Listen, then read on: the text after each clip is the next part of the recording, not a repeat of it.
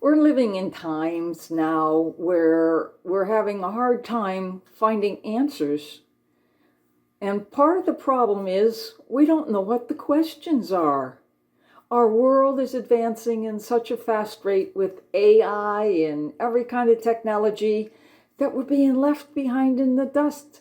We don't know how to answer anything because we don't know what questions to even ask.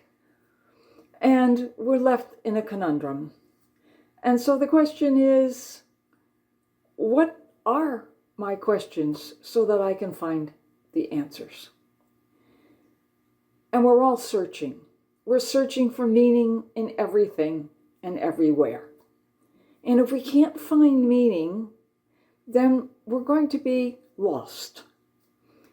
And we ask ourselves, what am I doing here? Why am I here?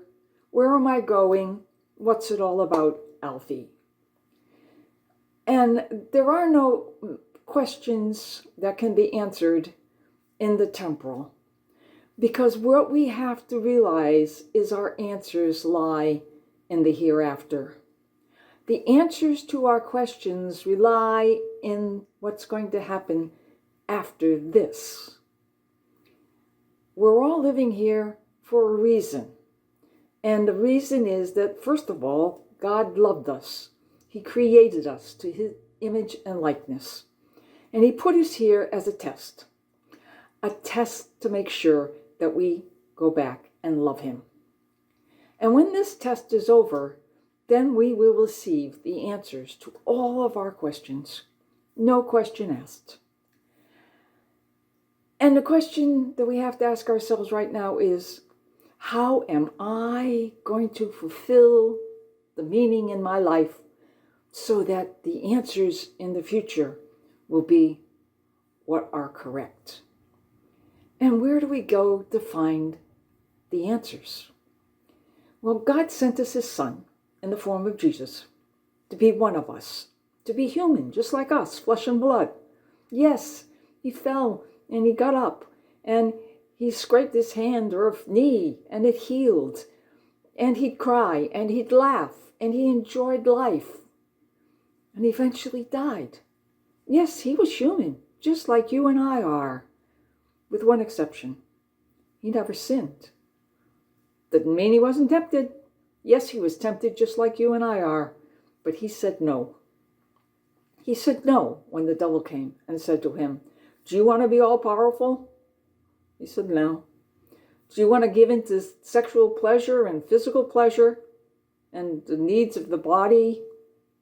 No. And so he didn't give in to pride. He didn't give in to concupiscence of our senses. And he became humble. And he said to the world, "I want you to be like me because I am doing my Father's will. My Father wants you to know that you are loved and you are special, and I am here to save you from evil, deceit, deception of the devil. And I am asking you to follow me so that when you do, you can become like me. And when you become like me, humble and gentle and loving and concerned and merciful, then you will be like my Father." And that's what he made you to be, in his image and his likeness. So when it comes down to asking questions, we better have an idea of what the answers are going to be. And when it comes to eternity, there's only one question. How can I be like the Father who loves me? And there's one answer. Come, follow me.